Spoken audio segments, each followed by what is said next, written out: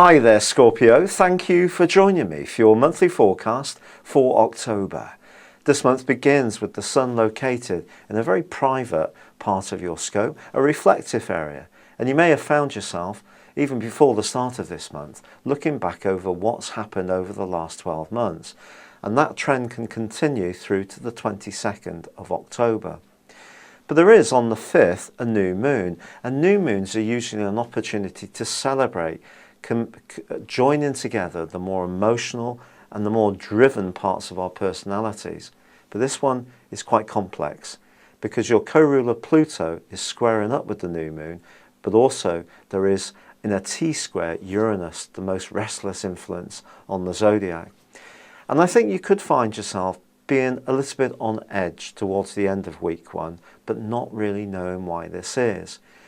If you do feel full of an excess of nervous energy, one of the things you can do is to try to do gentle exercise, trying to get some early nights. If you feel exhausted by the demands, the conversations you're having with other people, then even more reason to try to create some tranquility or to do things that are soothing and are good for you. So pamper and preen yourself if need be, or have a nice massage.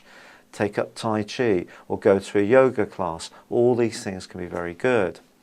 However, there is a switch which occurs at the start of week 2. Venus moves out of your sign and into Sagittarius, but this can be entirely positive for you. It can trigger an improvement in your financial situation. Even if you're not planning or don't have any idea of how this may happen, you may be surprised by how things just seem to conspire in a positive way for you. But also at the start of week 2, Mercury in your sign does go alongside Saturn. And Saturn has been with you for nearly a year now.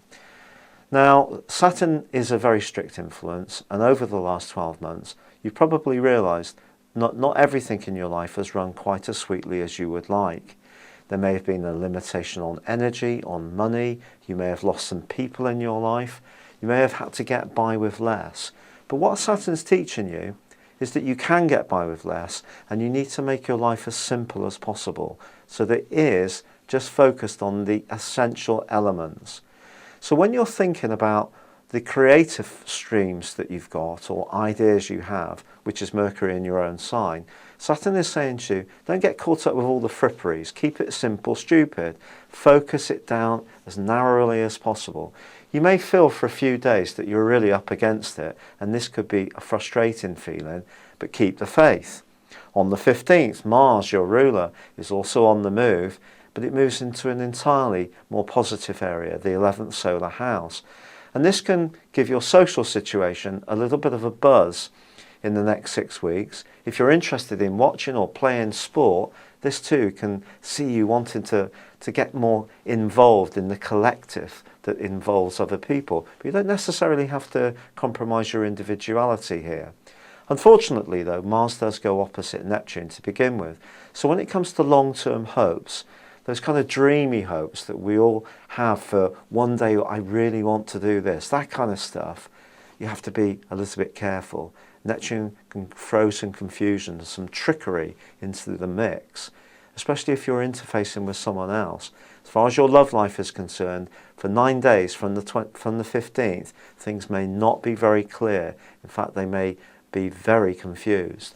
But you will come through this, and there is on the 18th a lunar eclipse, which is going to provide a backdrop of energy for the next 6 months. This is a wonderful opportunity, Scorpio, to get fitter, to improve your diet, to refine what you're putting in your body.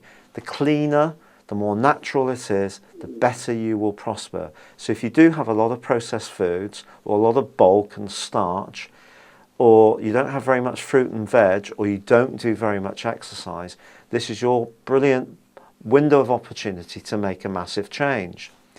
Now on the 21st, Mercury is starting to go backwards in your sign. This could be more frustration about a project that's dear to your heart. It may seem to be 2 steps forward, 3 back, and that could go on through to the end of the month.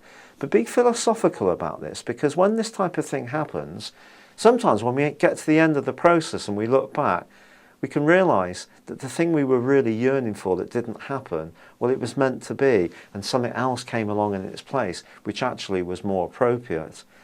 The sun moves into your sign on the 23rd too, and this is going to really reinforce your energy. If there have been times when you felt out of sorts, a little bit separated from other people, down on power, down on emotional vibrancy, the sun moving into your sign is really the clicking point to really get you moving forwards again, and in a very positive way. And the sun collects with Pluto at the end of this month for 3 days, suggesting that your mind power, your ideas, your personal expression can be absolutely on fire as October comes to a close. So it is going to be an interesting month. And remember, with Venus emphasising an improvement in your cash flow from the 8th, and also your love of the good things in life, then there are also some very good things, as well as encountering those tricky influences at the back end of your horoscope to do with secrets of the people not telling you the whole story and so on. It's been a real pleasure being with you. Good luck and goodbye for now.